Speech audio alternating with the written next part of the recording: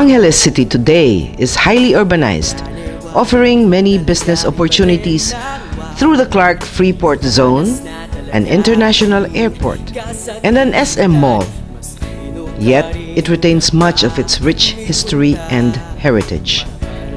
In 1899, it became the seat of the Philippine government under General Emilio Aguinaldo and the site of the first anniversary celebration of Philippine independence, which were both held at the old Pamintuan Mansion. Other historic sites, like the Holy Rosary Church, the old post office, and the Ballet Herencia, are testaments to its storied past. Angeles City's culinary culture is yet another testament to its rich past. In the book Cuisine, it is explained that Kapampangan cuisine incorporates European, Hispanic, Chinese, Malay, and later on American influences.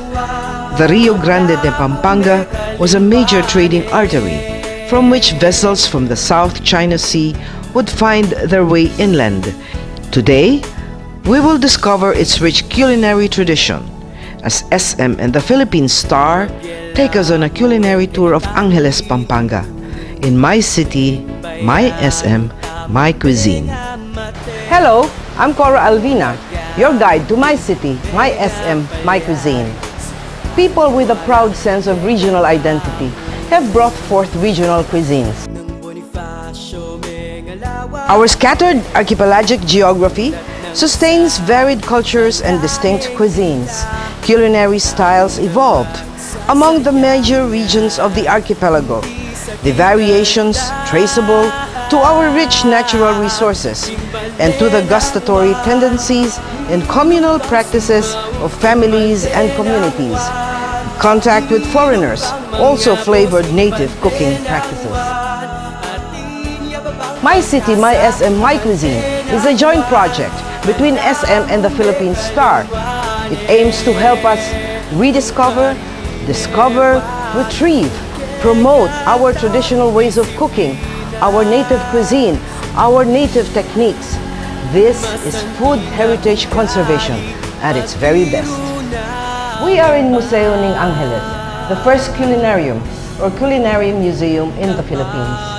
This structure was first built as a town hall in 1922. It is a two-story establishment, and today, in the second floor, there is a kitchen, Cuisinang Mantua, which is outfitted with vintage utensils. As a museum, this place has a public library with many books on recipes and food literature. It is also open to food demonstrations and other cooking activities. This is a fitting nod to the Kapampangans and their province Pampanga, which is acknowledged the culinary capital of the Philippines.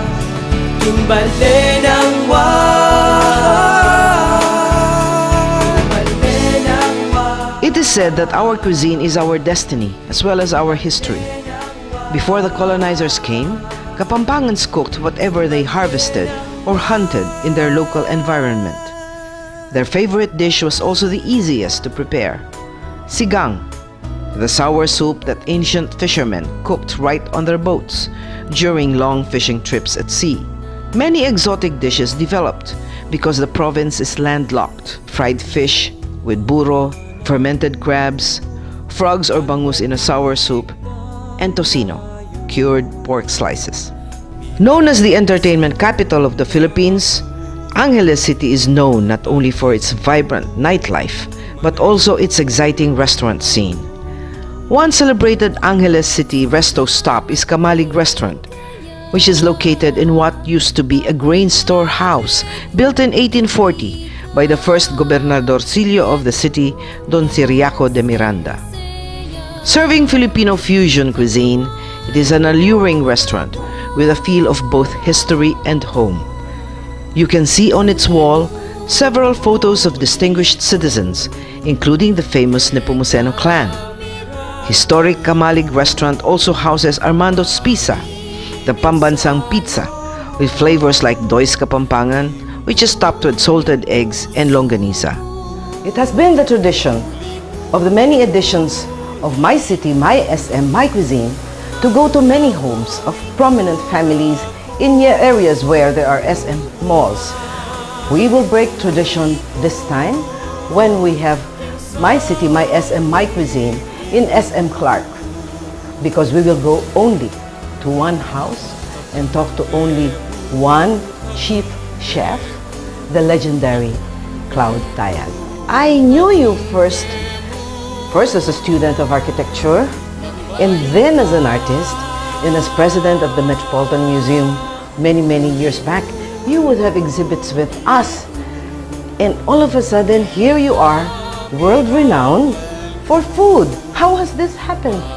Well, come to think of it, hindi nangyari yan overnight.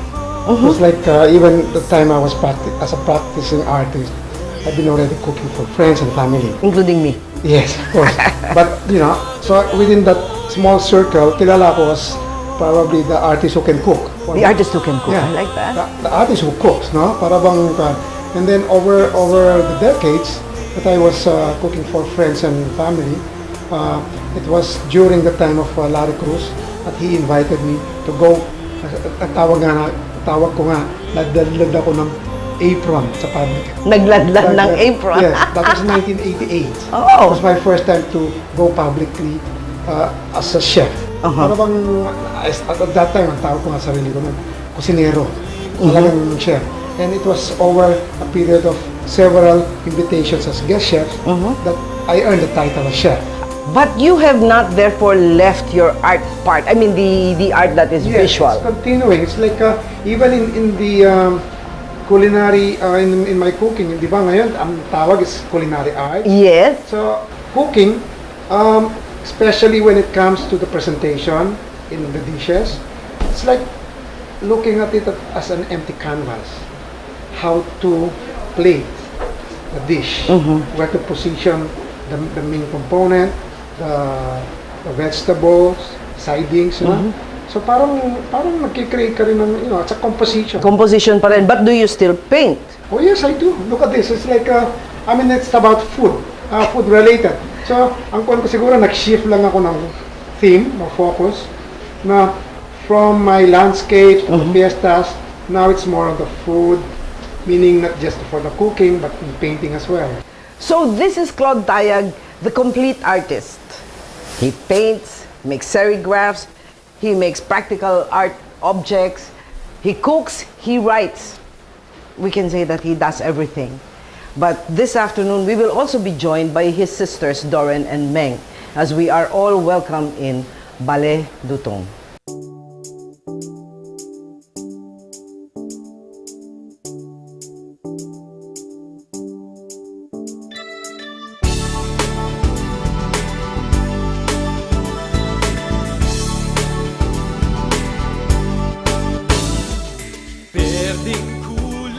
Hi, we are with Claude Tayag in his kitchen. Or should I say Cloud, Cloudy Boy as I call him. Cloud is truly a celebrity chef and a celebrated one. He hosted Anthony Bourdain, showing him how to cook Filipino and Kapampangan food. And today, he will share with us one of his mother's traditional recipes, I think. Yes. Tell us about it. I don't know why it is called mole, no? It has nothing to do with the Mexican mole. But probably it still can be traced to that Mexican mole because it has tomatoes, Okay. chorizo, pimiento. Okay. It's basically imported. I mean, from Mexico. The Yes, new one, no? yes. Especially tomatoes. They boil first the pata. At least the night before. Okay. Before the actual cooking the day. Tapos, it was boiled with black pepper, corn, bay leaf, Okay. garlic, onion, and ham hocks. Chinese Oo. hoksho. Hokshu Yung ham. buto Yung buto lang. Yeah, so in a way that makes it already, something hindi lang boiled, yung mismong pata nun magkakaroon na ng lasa ng Malasang-malasa. malasang-malasa. Wow, masarap. Can we now go through Yes. how to do this thing? Ing berdeng yatu patawali Lumagumpisa Okay, now we are literally in front of this stove. Before you start, can we know something about this stove? Well, It's well, in impressive. the first place, yung kusina ko, what I call my dirty kitchen. Ano lang, lahat ng big Filipino houses would have a Dirty kitchen. So, I patterned it after an antique, talagang old house kitchen. Okay. Okay, this is olive oil. Okay. Yung pagluluto, people don't have much time. Oo. And also the convenience of, how many can afford to have a space. Yeah, like this, correct, especially correct. in condominiums and all that. Uh-huh. So, gigisa ng Okay. garlic. Oh. So, hindi lang yan. Hindi yan binabrown. Hindi bina-brown. Oo, talagang hanggang mga amoy lang. And that's Okay. onions. Onion, garlic. Okay. Okay? And then, I put the chorizo. Okay. Ito na lahat. Oo, para mas masarap. Masarap. Okay, and then the chopped tomato. Tomatoes. Bango. My mother's recipe asked for a cup of tomato sauce. Okay. In my case, ako na to, version ko na to. I use spaghetti sauce. The store-bought You store-bought spaghetti sauce? with 3 cheeses. With 3 cheeses. Yung keso na yun, mas may dating. Okay, and then, pimiento. Ito yung mga bell pepper. We call pimiento here, no? Okay. And Now this is the tomato sauce. 1 cup? Yeah, about. About. Okay, now the broth. And that's the pinaglagaan? Yeah, pinaglagaan ng ano. And then you add the trotters. And let Okay. it simmer for maybe about, mas madali na lang yan. Oh, kasi na-boil na siya, no? Oo, malambot na siya.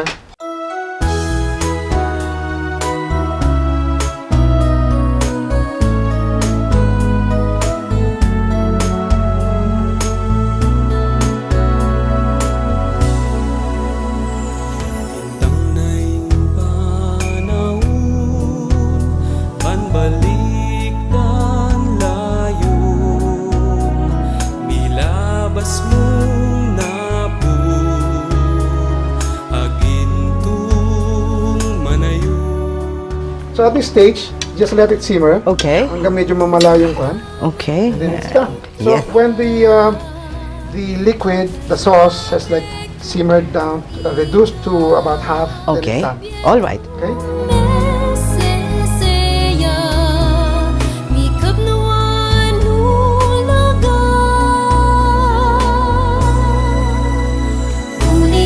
Yes, and you said to put a little bit of labuyo, Labuyo. if you want. Okay. For that extra kick. All right.